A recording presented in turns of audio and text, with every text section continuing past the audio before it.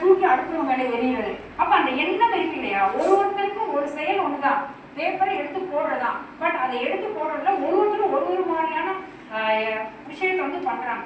அப்ப அவங்க மனசுக்குள்ள அது தோன்றுது. ஸோ அந்த மாதிரி இருக்கக்கூடாது. நம்ம மனசு எப்பவுமே பக்குவமா இருக்கு. உங்களுக்கு தெரியாது, நான் நிறைய மனசை பத்தி நான் இதுதான் நம்மளுடைய ஆளுமையே வந்து நம்மளுடைய எண்ணம் தான். நம்ம பேலன்ஸ் நல்லா இருக்கணும். நம்ம நல்ல குழந்தைங்களா நீங்க வெளியில படிச்சு வரணும்னா இப்போதைக்கு தேவை வந்து என்ன சொல்றாங்களோ சொல்வதை கேட்டு நடக்கக்கூடிய காலம் இது. சரியா? உனக்கு சில விஷயம் தோன்றவன் என்ன பண்ணணும், இதை பண்ணலாமான்னு கேட்கணும். கேள்வி ஞானம் வேணும். கேட்கணும். கேட்டு சார் இதை பண்ணலாமா சார், எனக்கு தோணுது இது செய்யலாமா. நம்ம எதையுமே கேட்கறது கிடையாது. நம்மளே நம்ம போட போக்கில் செஞ்சுட்டு எங்கேயாவது மாட்டிட்டு போய் முடிச்சுட்டு.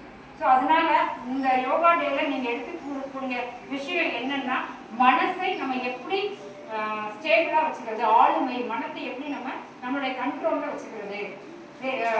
ரொம்ப என்ன சொல்றோம், எண்ணங்கள் நம்ம மனசுலேருந்து வர எண்ணங்கள் என்னது எப்பவுமே நல்லதா வரும். சரியா?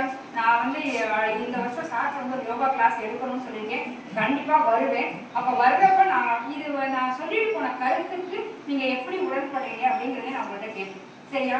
யாரையும் தேவையில்லாம நம்ம அவங்க மனசு கஷ்டப்படுத்தக்கூடாது, சஞ்சலப்படுத்தக்கூடாது, அடிக்கக்கூடாது, துயரப்படுத்தக்கூடாது. நம்ம கிட்ட இருக்க பொருளை வேணும்னா கொடுக்கலாம், கொடுக்கலன்னா நம்ம வச்சுக்கலாம். சரியா? அது இல்லைங்கிறதுக்கா அவங்க வந்து கேவலமா நடக்கிறது உங்களுக்குள்ளே சொல்றேன். நான் ஃப்ரெண்ட்ஸுக்குள்ளே இன்னையில இருந்து உங்களுடைய நடத்தைகளில் கொஞ்சம் மாற்றம் வரணும். அதுக்குதான் நான் இங்க வரேன். சும்மா அப்படியே எங்கேயும் கிளம்பி வந்து ஏதோ பார்த்துட்டு கிடையாது.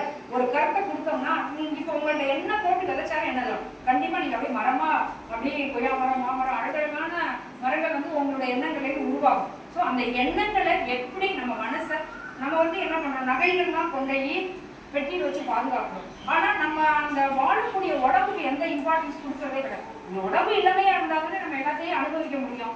சரி, எல்லாமே இருக்கு, நம்மளுடைய எண்ணம் உடம்பு சரியில்லை, நம்ம நலமா இல்லை அப்படின்னா எதையுமே அனுபவிக்க முடியாது. நோய்வாய்ப்பட்டு நம்ம கடைசியில் எதை நோக்கி போகணுமோ அதை நோக்கி போய் தான் ஆகும். ஸோ அதெல்லாம் வேண்டாம், நான் நல்லா இருக்கணும் அப்படின்னோம்னா எண்ணங்கள் நல்லா பலமா இருக்கணும், வீரியமா இருக்கணும், நல்ல அதுவும் உங்களோட வாழ்க்கையில உயரை எடுத்துட்டு போற மாதிரி இருக்கணும். சரியா? இன்னையில இருந்து இங்க இருக்கிற ஒரு 40 பேர் குட்டி பசங்க தெரியாது, இந்த ப்ரௌன் போட்டிருக்காங்கன்னா உடம்பு உங்களுக்கு தெரியும்ல. நம்ம டீச்சர்ஸ்க்கு மரியாதை கொடுக்கணும், அப்பா அம்மாவுக்கு மரியாதை கொடுக்கணும், ரெஸ்பெக்ட் கொடுக்கணும். அவங்க சொல்றது என்ன சொல்றாங்க அப்படியே கேட்கணும். இங்க உட்காரணும், அந்த டீச்சர் எந்திரி சொல்ற வரைக்கும் என்ன